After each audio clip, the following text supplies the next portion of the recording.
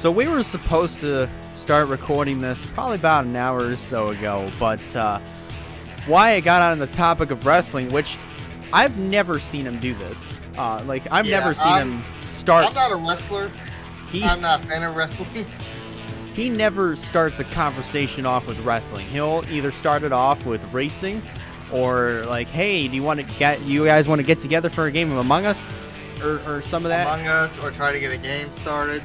But he got on this topic for way longer than what I thought he would. So I was like, you know what? Screw it. I showed him last night's main event at Hell in a Cell between Cody Rhodes and Seth Rollins. He got invested in this one. By the way, just to add on to that, whenever this video will be released, it was the Sunday match. Yeah, that was. Because we were pre-recording this on Monday, so that yesterday. Yeah. To leave no confusion. Yes. But he actually was kind of enjoying this a little bit more than what I thought he would. He also thought the names of the finishers were stupid.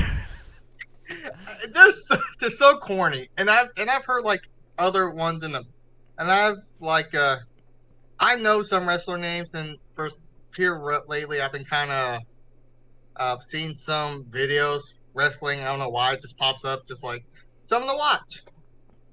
I mean, hey, they're good clips to watch. I mean, especially way back in the 90s, early 2000s. Hey, those are some pretty badass clips.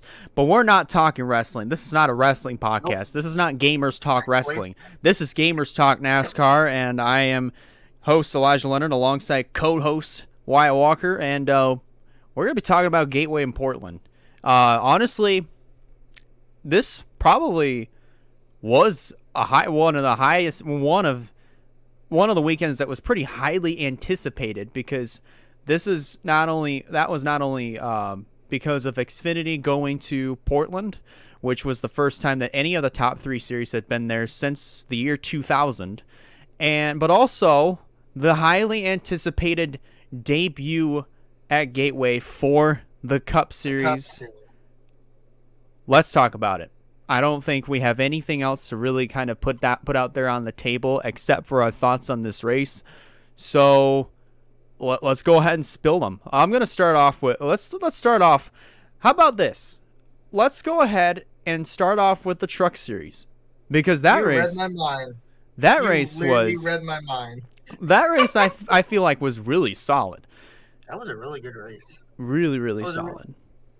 Let me go ahead and pull up the results of that one real quick. Yeah, the racing was really good. I wasn't sure if I was going to be able to watch it because I had issues, but I was able to get back going. And Johnny Sauter was back this week, and he got top 5 again. Yeah, for Johnny Sauter. And once again, we're back to the winner was Corey Heim. And once again, we're back to teammate versus teammate. It's Corey Heim got into Chandler Smith another time, and another day he gets upset with him. Chandler had himself a day.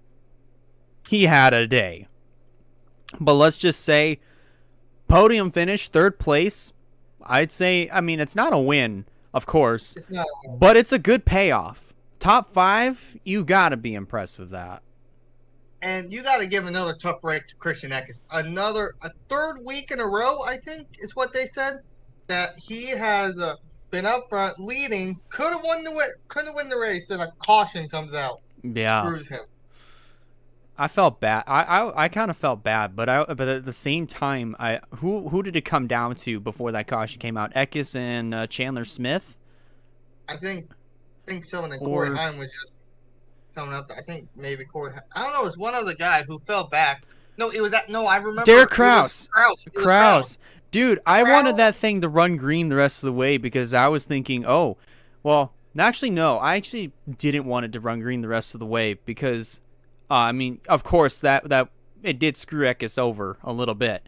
Still a 2nd place finish. Got to be proud of that. But I wanted to see what Derek Kraus had for Christian Eckes on that yellow. But Kraus has not won. No, he hasn't.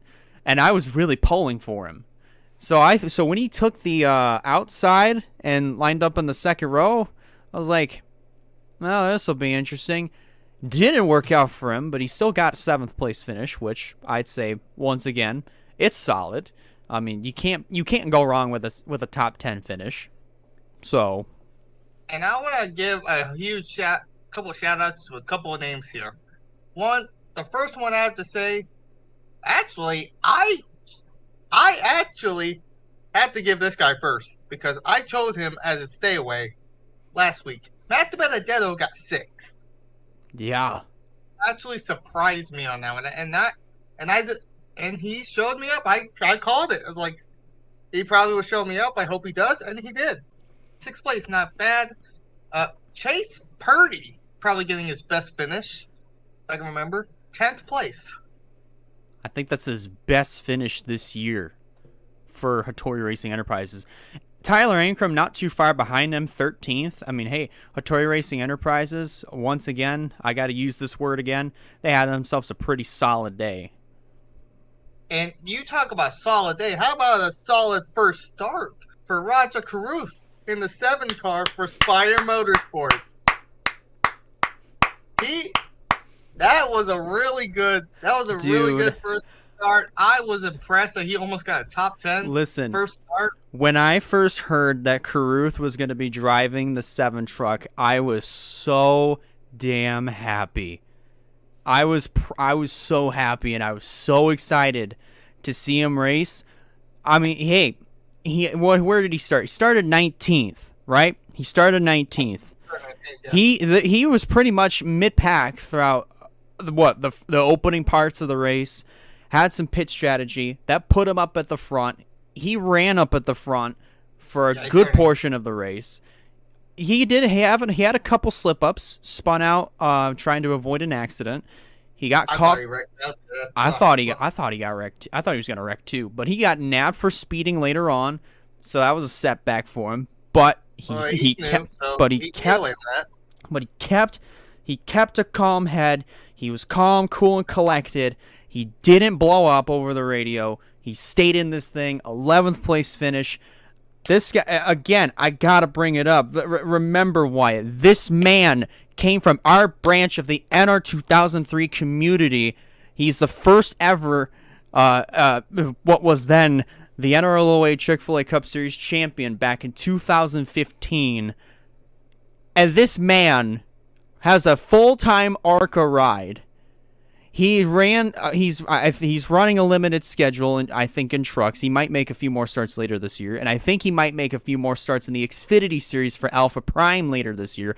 I don't know what the plans for him are going to be for the rest of this year, but one thing is for certain: Raja Caruth is truly a solid driver, and I believe he's probably going to close out this year at some point with a win. Yeah. Mark my words, it's gonna happen. Agreed. I think and maybe isn't he still leading the ARCA standings? I haven't even looked at the ARCA standings. No, that's Nick Sanchez. That's Nick Sanchez, different guy. No? I forget who's leading the ARCA points, but he's up there. It's probably Corey Heim. No, Corey Heim. Well, I don't know about Corey Heim. It's not Corey Heim. I know that. Hold on, let me look. I'm going to look with you.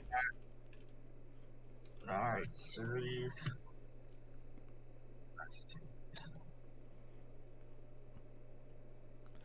Standings. Yeah, I'm actually looking too. Yes. Raja Caruth is leading the points. So he's the current points leader. He has not won a race yet, but he did win. He did win that race. No, he didn't. Who won that last race? It was the last ARCA race. He's actually tied. It pulled up racing reference points for me. Pulled up racing reference? Yeah. I'm trying to see if this is like the current points right now, because it looked like him and Heim were tied, but Here's how it looks for me. So Oh, okay, so I think I found it. Maybe. Uh, it shows that Nick Sanchez and Rada Cruz are tied with 155 points. I'm not sure here's if I'm. here's what it looks like for me. I don't know if it's already been updated or not, but here's how it looks for me. So Caruth has 247 points in the bag. He's got a 5 point gap over Nick Sanchez. Then it's Daniel Dye third. Tony Bredinger, I literally forgot how to pronounce her last name. She's in fourth. Amber Baclane is in fifth. Greg Van Alst is in sixth. Zachary Tinkle seventh. Corey Heim eighth. Brad Smith ninth. Ryan Huff top 10. Parker Chase, Justine, Drew Dollar. Yeah, I think I found it. Yeah. I think I found it. But yeah, he's still currently the points leader by 5 over Nick Sanchez and 7 by Daniel Dye, who we talked about earlier. Daniel Dye, he almost lost his ride. But he got it back quicker than some of these other guys. But still, hey, Roger Caruth, first Truck Series start, 11th place finish. Almost the top 10. Really good day. Extremely good day. Haley Deegan got top 15, something she's been needing. She about ran up front a little bit. She did. She was actually racing. Like, Deegan was up there racing inside of the top 5. She actually, I think she even got some stage points at stage 2. She needed a good run, and this was a really good run for her. It's solid. Like, but congrats to Corey Heim getting his second career Truck Series win, and he is definitely the guy that's going to win the Rookie of the Year. He's in the Rookie of the Year. He's not full time. He's beating full-time drivers that are in the Rookie of the Year contention. He's part-time, and he's beating Dean Thompson, Lawless Allen, Blaine Perkins, and Jack Wood for Rookie of the Year, and he's the only part-time guy currently with 2 wins. I'll say this win that he got at Gateway back on Saturday, that one I think was earned. Personally, that one was earned. The one in Atlanta to me was a Mickey Mouse win. This win right here, this one was earned. But yeah, so I'm just gonna list off. I think we listed off enough of the lineup. I'm going to list off the points. Of course, Zane Smith is the only one with 3 wins. They got Nemechek, Rhodes, Friesen, and Chandler Smith, all with 1 win. Yeah. Eckes is up by 114 points. Majeski 88, Hocevar 70, Crafton 50, and Grant Empinger, who had a bad race, with 44 below. Not below, 44 above. I feel bad for Grant Enfinger. Right. His name is Greg now. 44 below, Kraus, 48, Gray. Matt DiBenedetto is still 59 points below the cutoff. Yeah. And then Ankrum, 78. Man. Only got 4 more races left before the chase starts for trucks. So is it really 4 more races left? 4 more.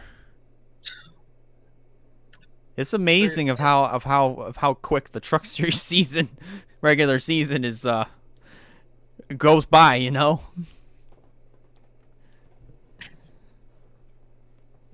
I'm just going to pull up the truck points on NASCAR real quick. See who all looks like they're in a must win now, and who all could still try to maybe point the way in to have some good runs. Enfinger, if he can pull himself together these next 4 races, he could point his way in. I think Derek Kraus could do it. Tanner Gray's a little bit slim. Matt DiBenedetto, if he can replicate what he did the last 4 weeks, he could do it. As far as Ankrum on down, I have no faith in. I'm sorry. I have no faith in them.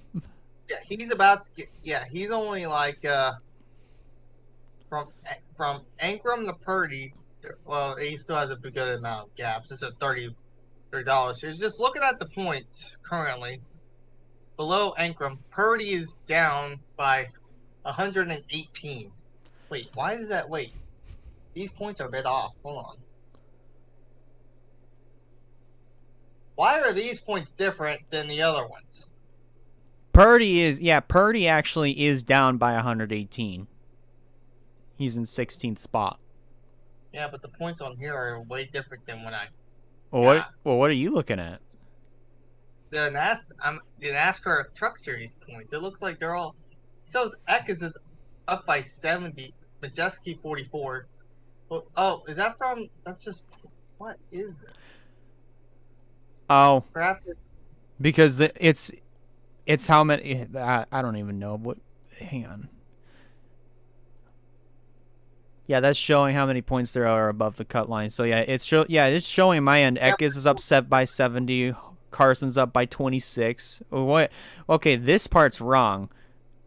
Majeski should be above Hocevar, but I think it's a tiebreaker. And not to mention that Edfinger, it shows he's below 6. He's below by 6. Well, that's weird, but hey, I mean, nonetheless. So I think that's an issue. I think that's an issue on NASCAR's part. So I don't know what's up with that. But you got Purdy down that far. Hill 127. Corey Heim is literally 18th in the actual point standings. Yeah. And it shows he's. Oh, no wonder. It shows he's 6th, putting him in the playoffs. He's not running the playoffs, and yet it shows him 6th in the playoff standings. That makes a lot of sense now. Oh, thanks, NASCAR. So okay, NASCAR, you just want to screw that up. That's what's complicated. Because if you look down on the Project Playoff, you see a number 6 by his name. What's funny? Okay, here's something that I think is really funny. So, if you look at regular season points, you've got Ryan Preece, who's made a combined whopping 5 starts this year. And he is 18 points above Corey Heim, who has 6 starts, but has 2 wins to his credit. And you mentioned Parker Klingerman. He's not far back from that either. He's also made 5 starts. And he's not. But they're both. Haley Deegan's 266 points from the league. She's not even shown to be part of the top 20. I feel bad. I honestly do. I feel super bad. But, you know, Haley's, as long as if she could pick up her performance these next 4 races, which fingers crossed, I'm really hoping she can. I know she can do it. Then, mark my words, she'll probably get up there. But I don't think at this point, I don't think it's going to be enough to get herself into the chase. Like, I just don't see a way. She needs a win and get up in the top 20 in points for her to even be playoff eligible. Yeah. Because right now, only Colby Howard is playoff eligible right now. Colby Howard's holding on. Colby Howard, man. And he's shown to be 20th. Anyways, after we get done, now that we got a truck series all taken care of. Oh boy. Portland.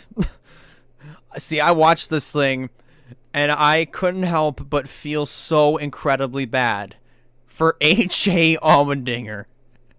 He went off into the grass, never even took the green. He went straight off into the grass. By the time they got to turns 4 and 5, he was off the track again into the grass. He even went down a lap. There were a lot of caution. There was how many cautions were there in this race? I honestly don't know either. But I forgot how many cautions there were. I think there was like 10 cautions throughout the whole thing, and a lot of them just had to do with drivers just, going for every spot that they can get. I mean, at the end of this whole deal though, Allmendinger had arguably probably one of the best comebacks you'll ever see on a road course. Powers his way to the front, gets by Myatt Snyder to go on to win. I think he only led 6 laps throughout that entire thing. Yeah, it shows it right there. 16 laps. I will be honest. I'm not sure how much of a fan I was that race. Just like I think it was just the rain. The rained out races don't make it as memorable as you want it to be. Here's my thing with rain races. Rain races can be entertaining. Like, they can be entertaining as long as, to me, if it's not like severely downpouring or like kind of like what it was with the Charlotte Roval a couple years ago. You remember that? That was like Charlotte Roval. I think was entertaining. See, Charlotte Roval's entertaining, but when you add the element of just a constant downpouring rain, which looked like 100% chance of rain, you throw that into the mix, it was wild. But at the same time, you're just thinking to yourself, how the hell are these guys allowed to go out there and race on a road course that's within a 1.5 mile racetrack with downpouring rain and a potential threat of thunder and lightning on the horizon? You remember who surprised us all by leading and actually got a couple stages? Oh gosh, Ty Dillon. That's right. Ty Dillon was like, he was the ace in the rain races, so that's like something. Yeah. But then you mentioned that, and then you go to Coda. Oh yes, Coda, the first rain race at Coda, hopefully the only rain race at Coda. That was so stupid. That was fun. I can already think back to that race right now as we speak. Definitely gives you a lot of really nice flashbacks now, doesn't it? It makes me so glad that that this year's Dakota was a whole lot better success. Oh, way better. But the rain race at Portland, I mean, my thing is that the rain racing to me can be pretty entertaining, but probably not to the level of drivers like completely losing it off the corners. Drivers losing control of their cars as soon as they get onto the painted curbs. As soon as drivers it's a lot of elements in here that to me I feel like rain racing can be better, but we're starting to see. I mean, well, not really starting to see, but when NASCAR got back to Portland and it was raining, of course, it's been the first time that a vast majority of those drivers were on that type of racetrack. For Allmendinger, it's the first time in 16 years, I think. But which is actually kind of special for him, but we'll get to that in a minute. Oh, it was super special, but like on the flip side of that, I thought if you look past, I think if you look past a lot of the probably the unpreferred chaos from rain racing at Portland, it wasn't bad. The opening part of the race was kind of just like, what the hell? But once the track started drying up, that's where I thought, okay, business is picking up. Now it's starting to get a little bit more entertaining. So, and then you throw in this. Smaller teams come into play. JJ Yaley, Alex LeBay, Jade Buford of all people I was coming about to in there. mention him. Yeah, and mixing things up. Myatt Snyder almost got his first win in over a year. And that would have been Jordan Anderson. yes, that's another thing. That could have been Jordan Anderson's first ever win as an owner. That would have been something special. I know he's got a couple of second place finishes at Daytona. Yeah, those were really tough to watch. But still, here's something else I want to talk about. Ty Gibbs and Jesse Wuji. I was applauding that, but here's my reaction to that little tidbit where Alexander McMurray and Trevor Bayne were all reacting to the replay, and they saw that cool lineup. Yeah, that was actually a pretty solid lineup, I gotta say, but it was a good flow. But when the clip played of Jesse Wuji getting into Ty Gibbs, they're like, oh my goodness, oh my gosh, what was he thinking? I bet you if it was the other way around, they're like, oh, well, Ty Gibbs got into Jesse Wuji. Okay. I would bet you they would have done that. It was like, what if Jesse Wuji was leading the race and Ty Gibbs just decided to turn him in the chicane for absolutely no reason? I don't know what that was. I don't know what that was about. It's like, I guess what they said is like he missed the corner, not missed the corner. He just couldn't get on the brakes fast enough or something. I don't know what's up with that. I don't know, but still, nonetheless, it cracked me up that everybody was blowing up over that. We mentioned that, but then we got the other incident about Creed giving Buford the bird. Yeah, that was interesting. I actually kind of missed what caused Creed to give him the bird. I think, did Jade Buford get into him and turn him into a wall or something, or because something had to have happened to him? He did, but still, nonetheless. Oh, here's one more thing I want to bring up about the Xfinity race before we get to Cup. How about those 3-minute breaks? It's, it was funny to me of how I was like, I wonder how this is going to work. As soon as the 91 pulled into his stall, it's like one of the officials took out one of those guns that you see at like a track meet, fired it off in the air, and all the pit crews go to work on the cars. It's just all synchronized, change the tires, make the adjustments, clean the windshield inside and out. It reminds me so much of like those lawnmower races where you got the mowers on one side, the drivers on the other, and the drivers have to run to their mowers as quickly as they can, get all situated, and then get off onto the track and go racing. That's what it reminded me of. So let's run through the top 10. This is the top 10 of this. We got AJ Allmendinger with the win, as we mentioned. Mike Snyder comes home second. Austin Hill, a good road course finish for the 21. Josh Berry, another good finish for Junior Motorsports. That's Justin Allgaier to back that up with a 5th place. Daniel Hemrick needed a good run. He got 6th. Ty Gibbs, your best friend, got 7th. You mentioned him, just JJ Yaley, 8th place. Yeah, absolutely. Noah Gregson getting the same position as his car number, 9. And then Alex LeBay, top 10. Man, I mean, for what it was, I'd say it was pretty good. Of course, the opening, like I said, again, the opening to the race was like, what the heck?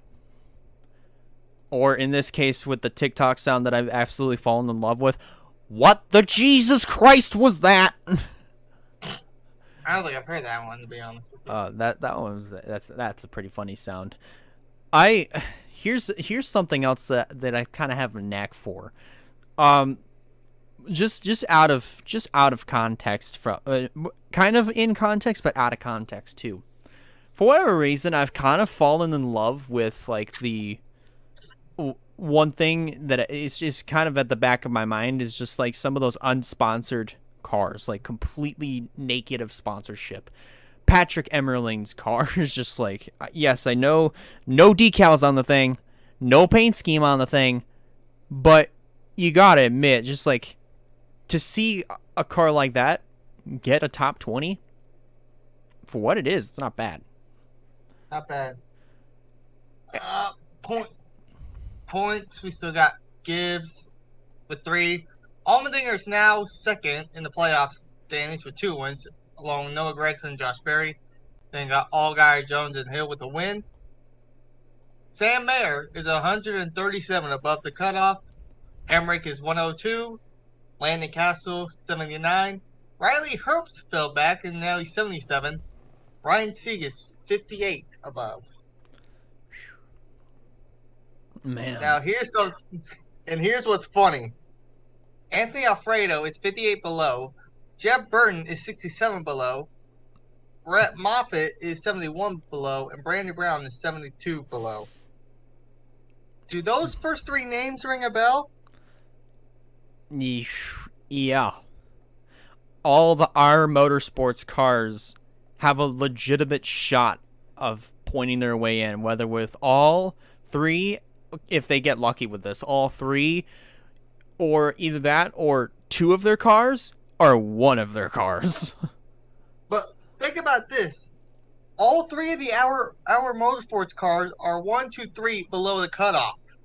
Not one is made above the cutoff yet. We've yet to see it.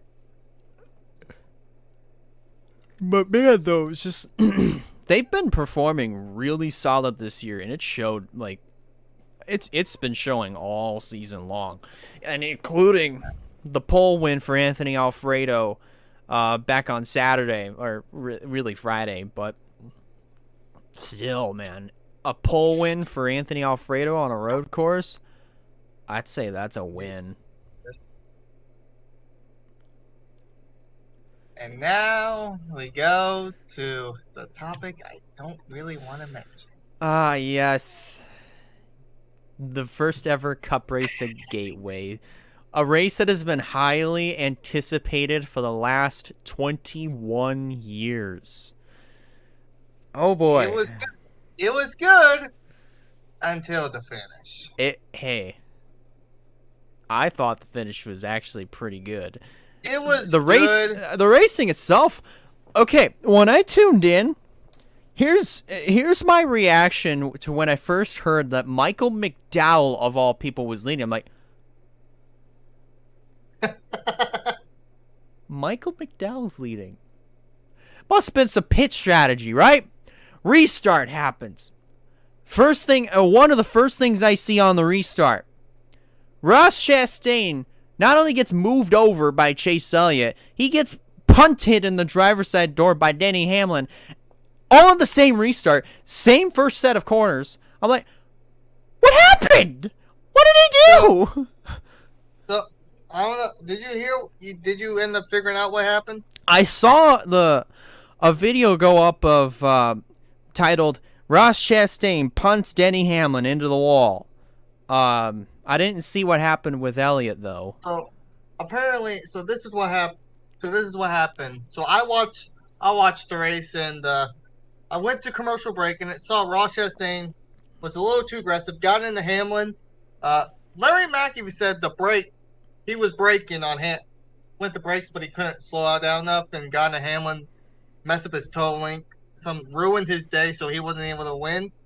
So Hamlin was mad that he started messing with Ross Chastain. I saw that. I'm like, oh shoot, this is this is what you'd see on a short track, just like the slower guy holding up the faster dude.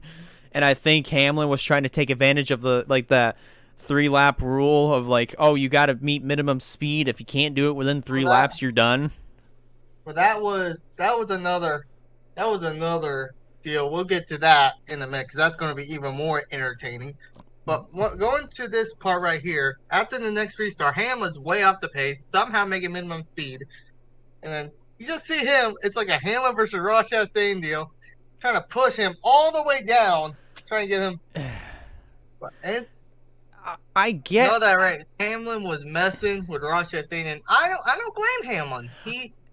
Ross Chastain punted him. I don't either, but I mean when it comes to that kind of like retaliation, there's a fine line. There's a really fine line. It took a while for NASCAR to step in and say, "Denny, you got to settle down." Like, Denny, settle down. You made your point. Yeah, you made your point. You don't need to keep going with this.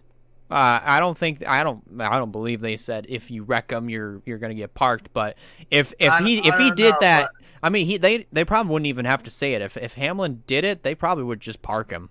Like, yeah, and I'm surprised they didn't park him because like he messed with them. He slowed him up so much. Like, we'll get to the 3-lap deal in a minute, but it's like yeah. Even NASCAR came up on the radio and said to the tower said, "You made your point, man," and he's laughing at them. It's like, nope. Like, yeah.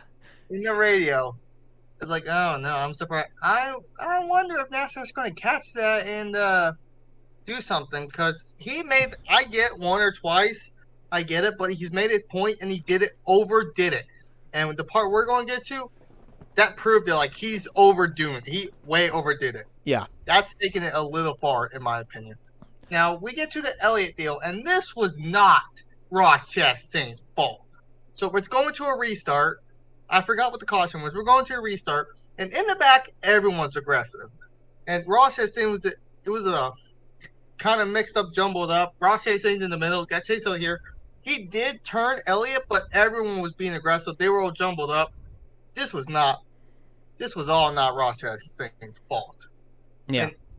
And Eddie DeHaan literally said that he turned him, which I'm hoping he goes back in the video and shows like even Boyer, Michael Waltrip, which by the way he did good up in the booth, and Mike Joy even said that they were all jumbled up. This was not Ross Chastain's fault.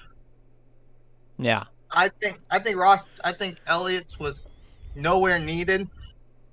Elliott's was nowhere needed. I'm hoping he goes back in the video and just realize he was dumb for trying to do that to Ross. Because I don't know. Yeah. I get Hamlin, but Elliott's was not needed. And if you're in Elliott's shoes, of course you're gonna think that he turned me and everything. So if he's pissed off about that, I get it. But I know that crew chiefs have. I think crew chiefs has like my. I think they have like my droids and audio and all that stuff, and they could have even seen that. I get the spotter couldn't see that distance, but at least I know there's replays on the crew chiefs because know that they were all jumbled up and everyone was being aggressive. So Ross Chastain, that was not all his fault. He just was. It was unfortunate he was the one that turned him, which made it worse on Ross. Yeah. I do not blame Ross for that one. I think Chase Elliott was being mad for no reason. I get he got turned, but he was mad at him for no reason because everyone was being aggressive. Mm-hmm.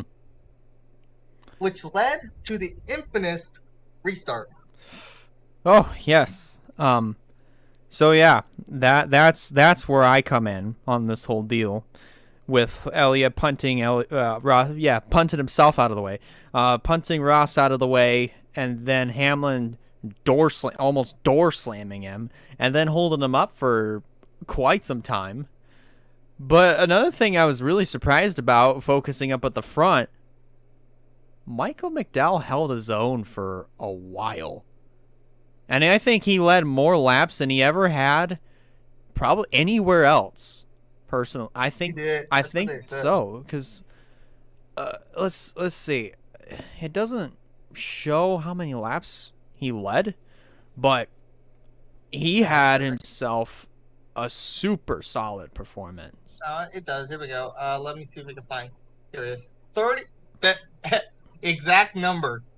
The exact same number of his car number. Oh, that's funny. That's funny. He led 34 laps that race. That's good. Really good. That's really good for Michael McDowell. But yeah, I mean, And and I was gonna say like and pretty much the racing itself, mostly was calm. You still had that good style of racing, and a lot of drivers thought that the bottom is going to be the most preferred way to go because some drivers have competed there in the past, like 20 some odd years ago. Some of those veterans, some of those guys think, the bottom's the way to go, but no, that's not the case. A lot of people were trying everywhere else. Everywhere. And it was bad that this is what I don't like about the new car. It's hard to pass on tracks like that. Which I feel like it would have been a lot better if they were able to like do a bunch of passing. Like they whatever spot on intermediates and stuff. But when it comes to short tracks, and that's not a short track, but the way it acts like it's like a huge short track. It's a short track with shifting involved. It's a mixture between. It's kind of like a mixture between, let's say, New Hampshire, Milwaukee, and yeah, that's about it. New Hampshire, Milwaukee, in some sense.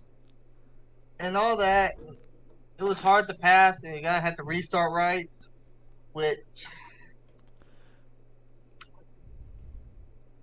Do I even want to say it, or do I want to let you say it? Because the restarts were wild. The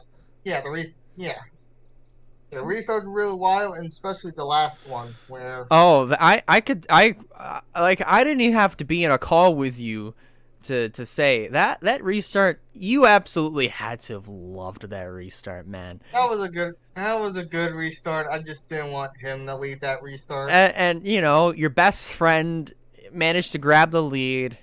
He didn't look back from there. He won the race. Win number 2 on the season, which I'll say this win much cleaner than Darlington. So much cleaner than Darlington. I can even say that. So I'll give Logano this one. Like, he won this one pretty fair. Didn't move anybody out of the way. He got ahead of Kyle Busch, I believe, slid up in front of him, and did not look back from there. Hey, I'd say that's a solid restart in my opinion. He said who won, so I'm not gonna say his name again. Y'all know me enough to why I don't like saying it. Ironically, he led the same amount of laps as his car number. That's funny. So did Ryan Blaney. Oh, that's funny. So the race of irony. Yeah, I know, right? So going down the list, we already said who won. I'm not saying his name again. I'm not even saying his name at all. Kyle Busch got second. Kurt Busch got third. Really good for Toyota, starting to get up there. Starting to get good. But Ryan Blaney got fourth. Could have won that race. Eric Almirola, his one and only start at Gateway, is the top 5. That's a really good way. He was actually competing for the lead with Michael McDowell. Yeah. So pretty good for him. Marchex Jr. rebounded on a 600 start to get 6th place. Eric Jones, another solid finish for that team. He's 7th. Ross Chastain, after coming from all that happened to him, gets a top 10. Yeah. I was happy about that one. I was really happy rebounding from that. Yeah. Christopher Bell got 9th. AJ Allmendinger has never turned a lap here. Never turned a single lap, not even in practice qualifying because he was in Portland. Got 10th. Which, that's, for your first time at Gateway, in all the years that you've been racing, never seen the track, never turned a lap on it. Could have had a chance to turn a lap on it, but again, Portland. Hey, top 10 finish after all that. Mad respect to AJ Allmendinger. Really good. Austin Cindric, the rookie, came home 11th. He had a really good start in the beginning. Did really good. Kyle Larson got home 12th. Alex Bowman 13th. The Hendrick guys did not show up. Yeah, that was that's a tough thing to bite for the Hendrick guys. The only other one that I think was really making strides was Kyle Larson, but he really didn't do a whole lot. They did not do good at all. You ready? Justin Haley. Sorry, go ahead. I was gonna. Well, I'm pretty sure you're getting to it, so you can keep going. Justin Haley got 14th there. Good top 15 from him. A previous winner.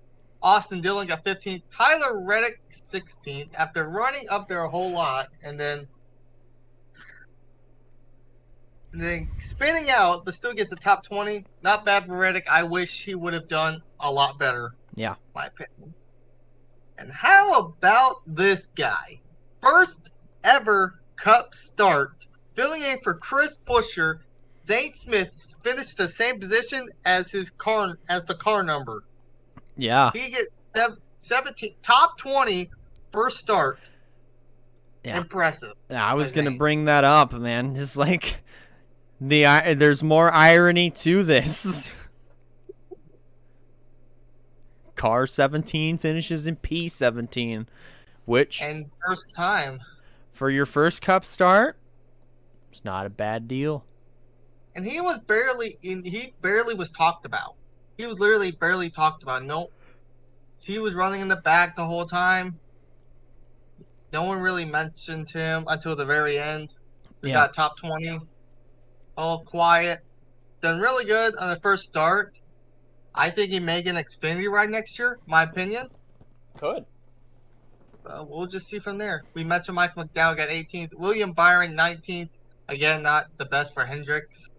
Brad Keselowski getting a 20th. Not bad for him. Chase Elliott, 9th. I'm sorry, this is number 21st. Todd Gillen, 22nd. Daniel Suarez, another great run, but then gets screwed. Mm-hmm. Still feel bad for him. Suarez is not having good luck. He's good, but he's just not having good luck. And we mentioned bad luck. Chase Briscoe. Started going up at the front. He was the pole sitter. And now he finished back in 24th. Yeah. Oof. I feel not bad. A good day. Oh, yeah. Harrison Burton, not all that much. He got 25th after starting top 10. Best qualifying position. His rookie career, I think. Bubba Wallace, 26th. Ty Dillon, 27th. Josh Bilicki, 28th. Cole Custer, who got wrecked. I'm not sure he wrecked out, but he got wrecked late in there. He was running up in the front too, which kind of sucked. He was having a good race. Yeah. BJ McLeod, 30th. Parker Klingerman, I thought he would have done a lot better. He's 31st. Ricky Stenhouse Jr., 32nd. Kevin Harvick, who wrecked out the late of the run. I think he was the caution. He was the last caution. He was the last caution. Screwed him out. Had a really good run. Another bad point deal for him. And Denny Hamlin, we mentioned him. Yeah, and Denny Hamlin, we mentioned him. Cody Ware, no surprise, he's down there. And that's Corey LaJoie. See, that's where he's always at. I think I made that joke first. Anyways, yeah, Corey LaJoie, though. I do feel bad for him. 2 weeks in a row, man. 2 weeks in a row. Spire Motorsports was supposed to, evolve from last year. Last year was training, and now they're supposed to, do good. They were supposed to build up on that. Now they're not doing as well. I wonder if it's because they're just... last year, where they were actually just kind of preparing. They weren't really focused on the championship. They're just going out and they're just running their own races.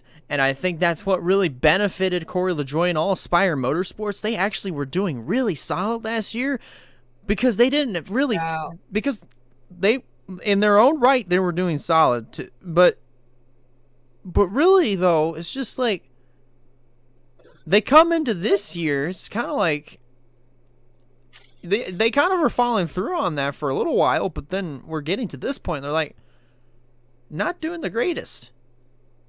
I feel like the only team that's actually succeeding from this new deal is only Petty GMS. Yeah, they were running really good. Especially Eric Jones. Yeah. The only team I see doing more success, not counting Ross Chastain with 2 wins, and I'd say Kurt Busch with 1 win, I'd say Petty GMS. Yeah. Petty GMS is the main guys benefiting from this maybe Stenhouse. Maybe Stenhouse.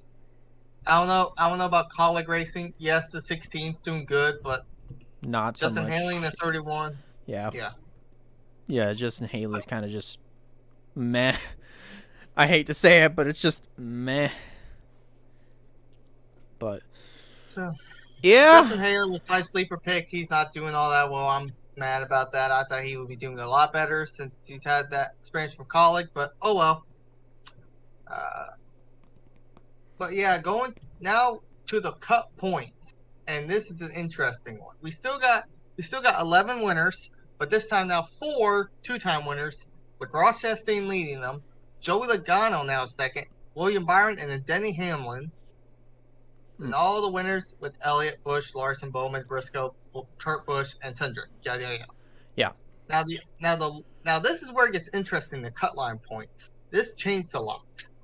Ryan Blaney, the first 3, no surprise. Blaney, Truex, and Bell are still fine. yeah. Blaney's up by 102, Martrex Jr. 93, and Bell 57. Here's where it gets interesting. Amarola's back up there. Amarola's back up there with 8 points. Tyler Reddick, 2 points, is up. Yeah. They're 2 above. Below the cut line, Kevin Harvick is now below the cut line by 2. Yeah. Harvick is below the cut line to make the playoffs. We're about halfway. I know we're about halfway, but that actually, with the regulars, the whole season we're halfway. But now he's 2 points below the cut line. This is where it gets interesting. Got Eric Jones 26 below. Austin Dillon 29 below. I think that's where it gets good. If Daniel Suarez wants to be in this thing, he better get some good positions because he's literally 60 points below the cut line. He can do it.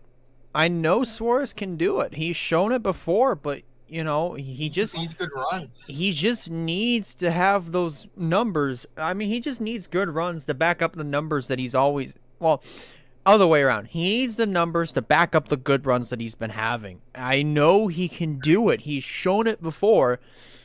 He almost won Fontana for crying out loud at the beginning of the year. He almost did. Yeah, he's run good races. Yeah. He just can't finish them.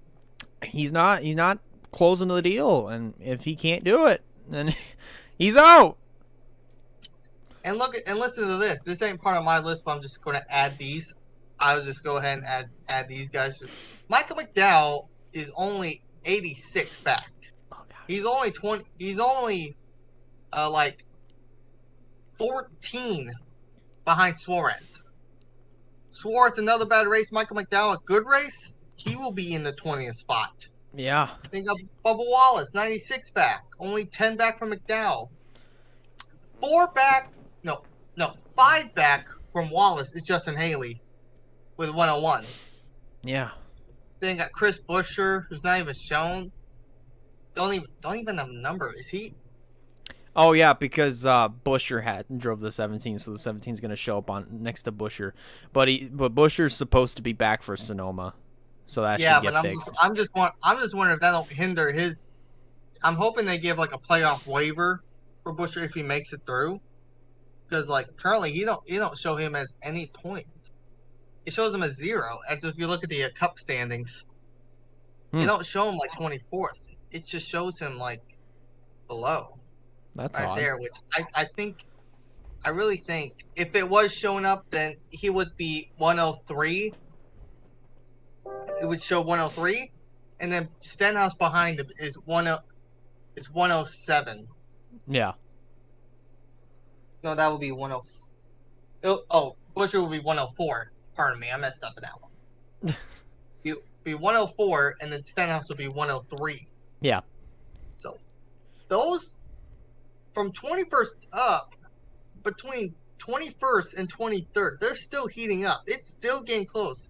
You may, well, I don't know if you can add Ty Dillon. He's still like, he's 16 behind. Maybe you can add him. Yeah. But it's still getting pretty good to try to get to that 20th spot. And if they get good runs, they might be able to be in competition to be up there in 17th, maybe get top 16.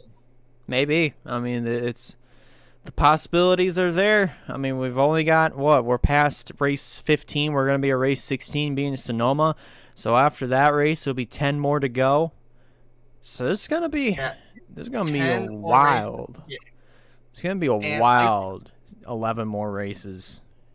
I feel like from looking at the points here, maybe I'd say,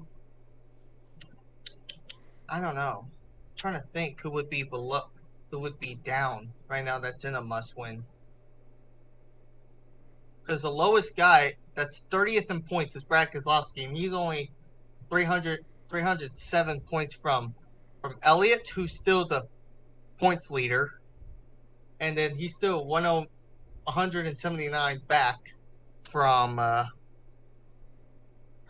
Reddick, who is the above the cutoff. Yeah. So I think maybe from Harrison Burton down, he's 156. Maybe Cole Custer 133. I think they're must wins. I don't think they can point their way in. I'm still iffy if Stenhouse can point his way. From Stenhouse up can point their way in. Yeah. I mean, I don't know. I mean, we're just going to have to keep our eyes open these next 11 races. Something could happen. Something's got to give. Yeah, I don't really know what else to really say, but it's going to be fun. It's going to be fun. Speaking of fun, we're going to wine country coming up here. Xfinity Series is off, so it's going to be trucks and the Cup Series there. So now listen to this. The entry lists are not up yet. I'm going to check to make sure. I don't think they're up on waiver around that. Yeah, but the Kyle Busch is making his final start in the Truck Series. Woo! This season at Sonoma. Yeah. This season, and he has not won. Believe it or not, he has not won in the Truck Series this season. Yeah. He hasn't even won a single time, which I'm surprised by that. I'm super surprised that he's not won a single truck race this year. And he's been in all five ones from like, I'm trying to remember all five of them. It was Vegas, Coda, Charlotte. There's one. What am I missing? There's one more. Gosh. I forget that last one. It always slips my mind. It's not Texas.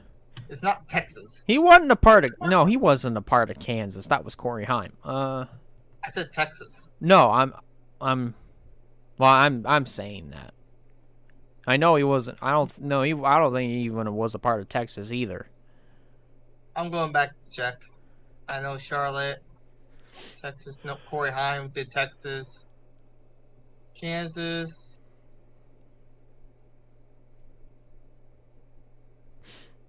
Look. One. Nope, 51. He was not in Kansas. It was a Darlington. I think that may have been Drew Dollar. Nope, that was Corey Haim. And it was not Bristol Dirt. I know that for a fact. Yeah, you never see Kyle Busch race Bristol Dirt. Unless if it's Cup Series. Oh, Martinsville. I forgot about Martinsville. He was in Martinsville. I entirely forgot about Martinsville. The last Martinsville. So he has gone. I'm going to go back through all the races he's done and see the positions he was in. Kyle Busch got second to his teammate / driver Uh, Chandler Smith at Vegas, his first race. And then you go a few weeks later, or actually 2 races later, to Circuit of the Americas, where he got third, where he finished third in that race. That was honestly the best way that he's ever lost a race at Coda. And then another third place at next week, the next track at Martinsville. Yeah. Now we go through a bunch of other tracks.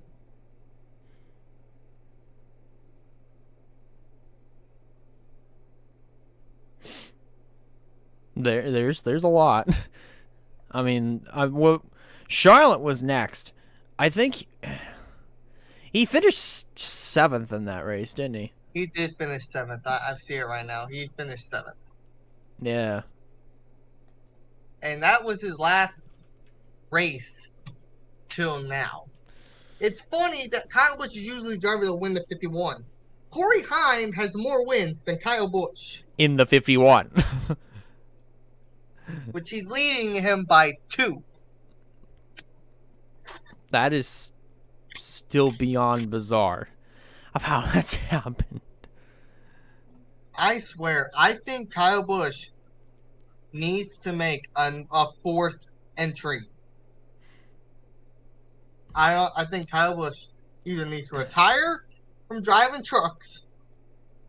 He needs to retire from driving trucks and give the 51 to Corey Heim, or make a 4th entry, because he better not kick out John Hurt Nemechek or Chandler Smith just for Corey Heim to be in there. That's the same mistake they did with Christian Eckes. Oh yeah, exactly. I mean, it was a big mistake with Eckes. It would be a huge mistake if he threw out either Nemechek or Chandler Smith. Like, if Nemechek chooses to leave and try to go for an Xfinity ride or a Cup Series, then put Corey Heim there. Then that's better. Then that's a way better than do a part-time with Drew Dollar, which he needs all the work he can get. Yeah. Or put Roger Caruth in there too. Or just have Roger Caruth be a Spire car. Who knows? But don't kick out Eckes or not Eckes, I'm sorry. Don't kick out Smith or Nemechek just to put Corey Heim in there. That's the same mistake you did with Eckes. Yeah. And yes, Eckes is not doing all that great, but he's still running to do some wins.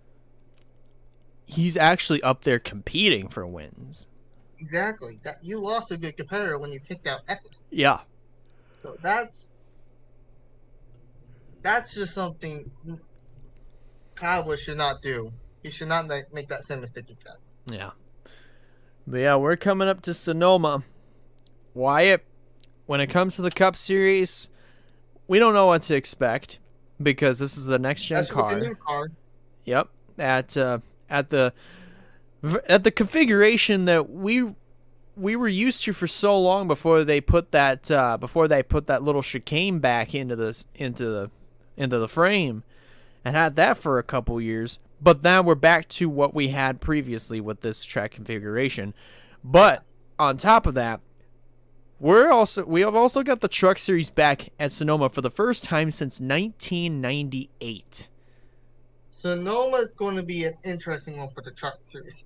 Cup Series is kind of predictable. We'll get some ideas. We'll get some guys. We can figure all that out real easily. But the Truck Series, though. Yeah. Truck Series is never, like you mentioned, have not been there for a long while, and I bet you there's not one driver on that entry list coming up that has not raced there at all. This will be probably everyone's first time.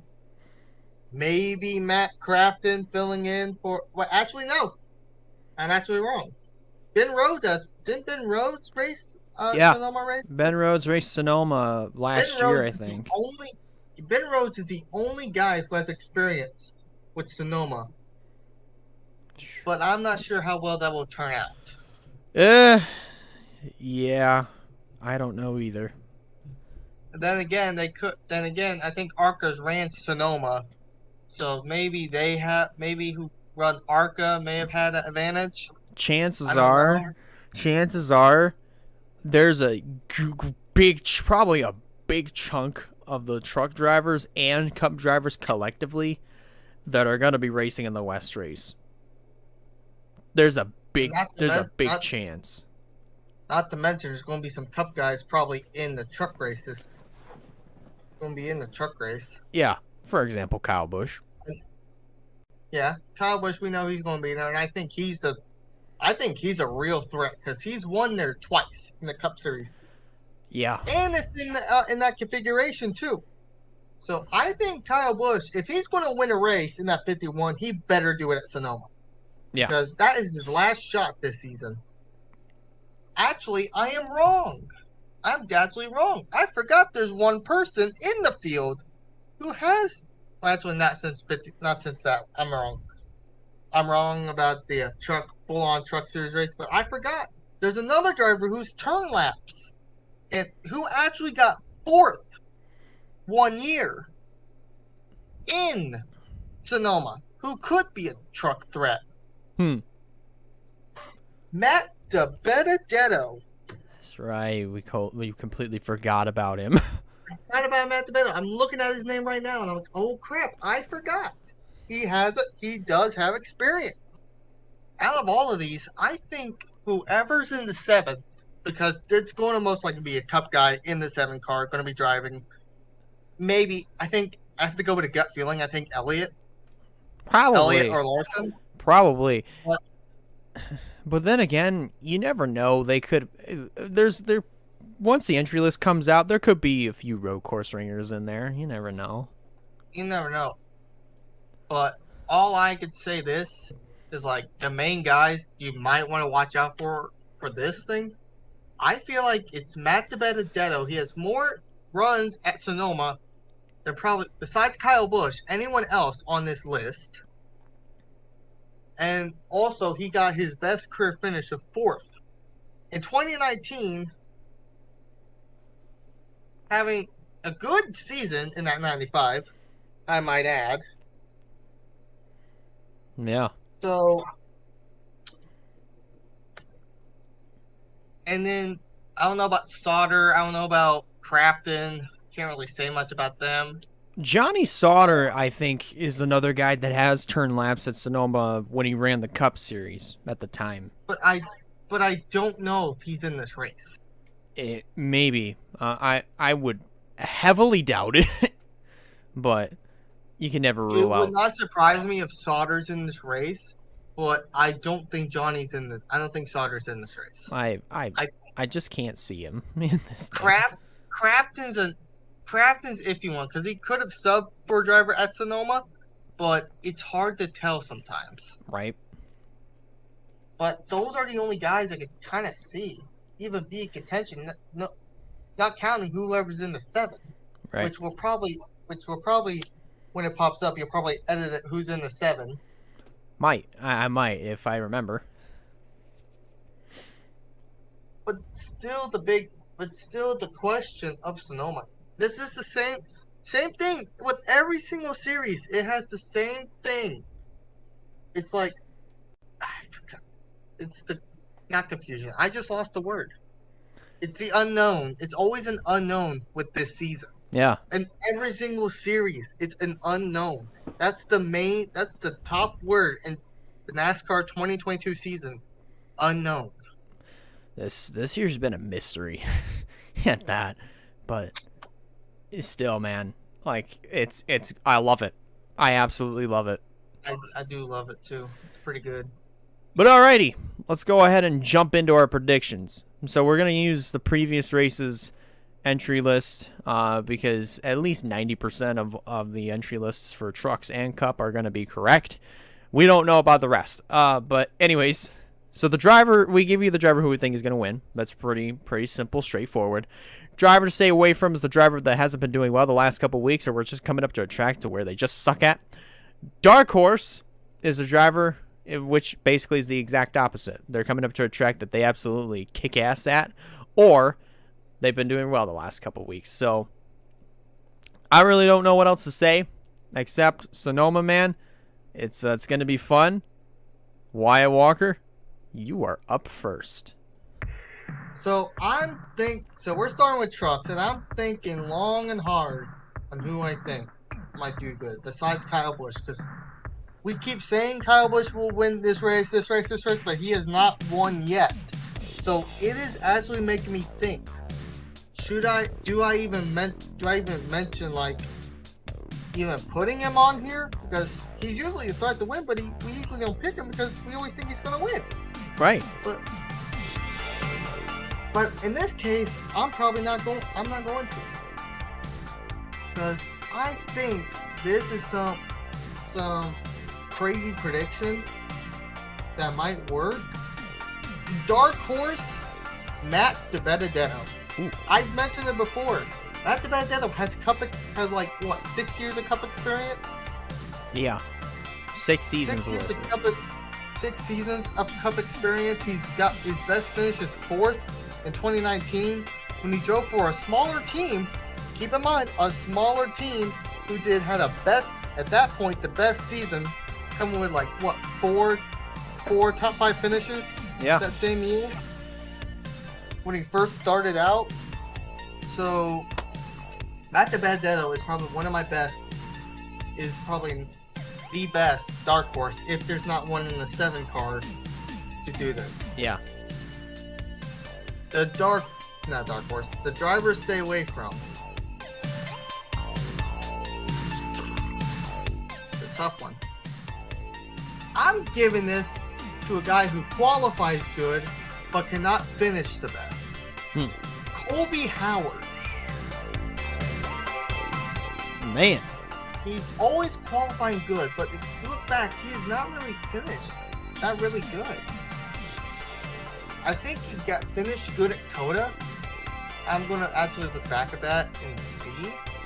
But judging by the last few races, I don't know how I feel about Colby Howard.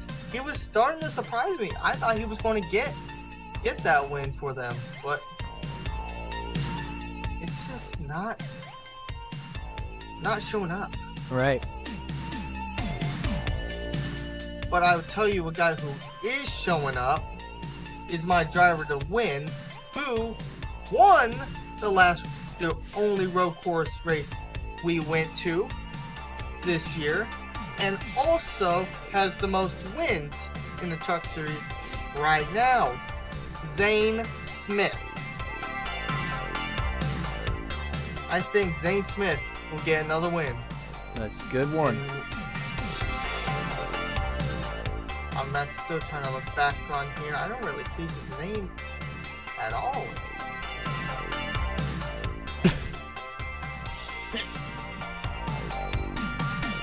Oh no, I see him. Yeah, he finished 24th.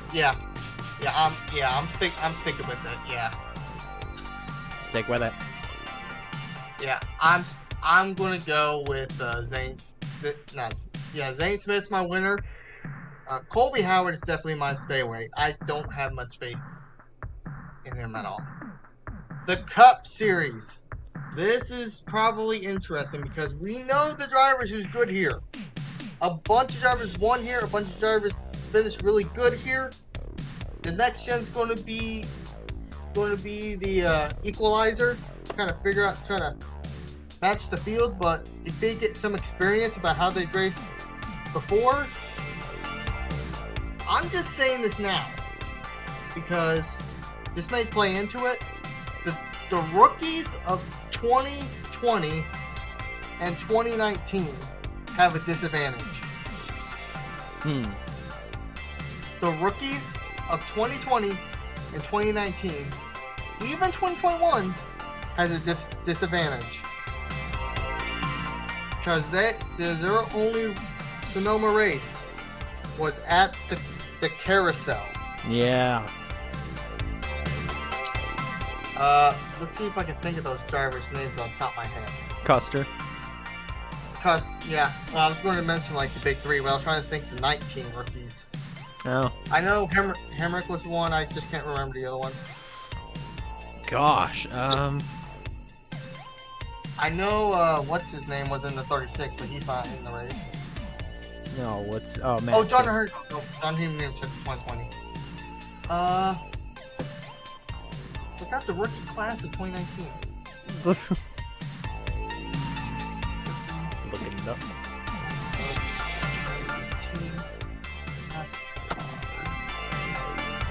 I know Hemrick. There was one other guy. I cannot remember who.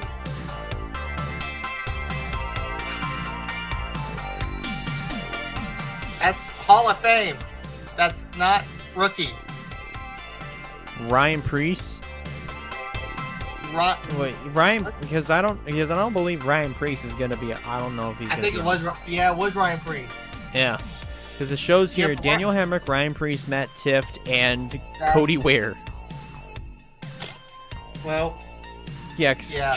Cody. He's disadvantaged. Yeah, he has a disadvantage. No other way. Yeah, he's And severely I don't at a think disadvantage. I don't think Priest is even running this race. If he runs this race, then he still has a disadvantage. Regardless. So, literally, drivers with disadvantage. I may put one of them as a stay away, but just like keeping these names out here. Ryan Priest, if he races to 15. Christopher Bell, Tyler Reddick, Cole Custer, Chase Briscoe. 6 drivers actually have a disadvantage. Yeah. Because they're back to the old we're back to the old configuration. But let's go to the drivers who might have a disadvantage and might have an advantage to this race. So dark horse. I think I'm gonna go with a guy who's won here twice. And I'm going with Mark Truex Jr. He needs a good run, and he knows Sonoma really well. I think he's a good dark horse. I think that's a good pick. My driver to stay away from. I hate to say this, but you gotta place the facts. He's ran good. He's ran out front, but stuff always happened to him. I'm going to go Tyler Reddick. I was looking right at his name. So you said that. Tyler Reddick is not having a good season we thought he was in the beginning. And with the new and he's only raced the new carousel. Yeah, he's and on that was list last before, year. so yeah. And that was last year. That was last year. And I don't even remember where he finished, nor do I. And it don't even matter because it's different. So I think Tyler Reddick. My driver stay with. My driver to win. It comes down to the nitty gritty of 4 drivers. Maybe 3, depends. The 4 drivers I mentioned, you may steal one of them from me, but I think drivers who I think Coda. I go back to Coda. Think back to Coda. But one guy didn't perform as I thought he would. But he won. He won last year. Larson's still a name up there. I think the road course ringers of Elliott and Allmendinger earn the names. Yeah. But Ross Chastain is still on the tip of my tongue every single week. I can't count him out. But this week, I might have to. As much as I don't want to say it's him, he's the only name I can think of that could do good. I'm going to go Chase Elliott. Chase Elliott is my winner. That's not a bad deal. I mean, he could do it. He could do it, and he ran the last few years. He's actually got like top 3. And I don't think he's never really won at Sonoma, so. He's never won Sonoma. That's one of the only few road courses that he's not won at yet. This is actually the only road course he's not won at. If you think about all the road courses we've had, this is the only one. Yeah. Because he's won Coda. He actually won the Daytona road course when it was still. Actually, no, that's a lie. He has not won Indy road course. Yeah. That's the only other one. Sonoma and the Indy Roval are the only 2 road courses he has not won. And he even won the inaugural race at Road America and Coda. Yeah. So he got 2 road courses to take off his list, and he may take Sonoma this week. Well, that's going to be pretty interesting. But all right, it's my turn. So here we go. So Sonoma, like I said, first time that they're back there since 1998. A vast majority of the drivers' first times, with the exception of Matt DiBenedetto. That's when it comes to the full-time roster. But I'm going to say for my driver to win, this is going to be really tough. This is going to be severely, very difficult. But I think that's the only name I'm going to have to say here, because I'm going to have to agree with you on this one. Zane Smith, man, he's bad fast. He's been bad fast all season. One and only road course that the Truck Series has been to currently, Coda. He got that one in the bag, made it 2 years in a row for Front Row Motorsports. So this guy could pull it off. Zane Smith could do it. Driver to stay away from, on the other hand, man, this is also tough. This is also severely very every week severely tough. Like, it really is.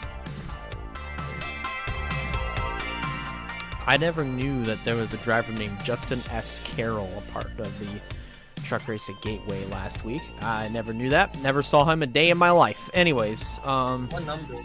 He was driving the 90. And I don't remember that. the truck owner's not even listed, but that's not it. Driver to stay away from, I hate to put him under this category because he ran really well last Saturday. Chase Purdy. He's got to be my guy to stay away from. He was another guy I had my eye on. Dark horse, gotta agree with you on this one. Matt DiBenedetto, 6 seasons worth of Cup experience on Sonoma. First 3 seasons, really 4 if you count 2015. On the actual configuration without the carousel. So who knows? He could make some noise. So now Cup is a whole different story. Driver to win. See, I really don't know. But the best driver I can really pull out of the hat here is AJ Allmendinger. Because the thing is, like, it's a pretty high chance he's going to be racing at Sonoma. Oh, I know it's a high chance. I just have to double check to make sure. But, yeah. Should Allmendinger compete at Sonoma? Never count him out. You never not count him. Yep, don't count him out because he's in the race. Yeah, you can. I figured he would. I just had to double check. There's no way you can't count him out of the conversation when it comes to him winning. Like, he most likely may have this in the bag. You never know. Driver to stay away from, on the other hand, if I can actually talk properly. Driver to stay away from. I think I might have to say, gosh, goodness gracious, I'm gonna have to say Kevin Harvick's my guy to stay away from. I really don't know about Harvick, man. I just don't. That's it. I just don't know about Harvick. Harvick's iffy. Now, a dark horse, you might think this is iffy. But I think he could have a legitimate shot of running well. I don't think he'll win, but I think he'll run well. Austin Cindric's my dark horse. You know what? I forgot about him. That's actually not bad because he hasn't really been showing it lately, but he is the road course ringer. I actually forgot about him. I like that one. And I'd like to point out something about Harvick real quick. And I do agree with you. Even though he is the 2017 winner, he's been falling off since then. So I like that stay away pick as well. Yeah. Well, alrighty, Wyatt. We've already made our predictions. We've gotten everything that we needed to talk about from the Gateway/Portland weekend done. Any final thoughts before we get the Sonoma weekend underway? Fox Sports started out with Tony Stewart being the third person. Fox Sports ended with Tony Stewart being the last person. We had a good run this year, Fox. We had fun. Now I can't wait for that, and then NBC will be coming up next. We'll be back with Dale Jr. in the booth. Maybe we'll be lucky and have another something like that with NBC. Maybe. Oh man, we're probably gonna see a lot from NBC this year. A lot of stuff from them. But let's have this send off with Mike Joy, Clint Boyer, and Tony Stewart. Let's do one last hurrah to those three, and then send them off on their own ways. Mike Joy can go back to racing whatever kind of cars he wants to. Clint Boyer can just drink a lot of beer. I was actually going to say help his son. And drink beer. Is it Cash? Cash Boyer. Yeah. Not only Tony. Then Tony can go back to running both his NR team and Cup team, which is the Cup team still needs more work. I didn't know Tony Stewart owned an NR 2003 team. Not 2003. Not NR. You meant NHRA. NHRA. That's what I meant to say. But you said NR. NHRA. Whatever. NHRA. Whatever the drag strip team's called. We don't focus on them. He just has a team there. That's his other team, so we can go back to focusing about Cup and that team. Whatever. Let's. End of story. Yeah. But alrighty, so that's pretty much going to do it for this episode. Want to thank you guys a lot for watching or listening on Spotify. If you like this, be sure to give it a like. And if you haven't considered subscribe yet, recommend you do so to keep up with some fine content coming out in the near future. That about does it for me. On behalf of Mr. Wyatt Walker over here, I'm Elijah Leonard signing out. And we'll see you in the next one. Peace.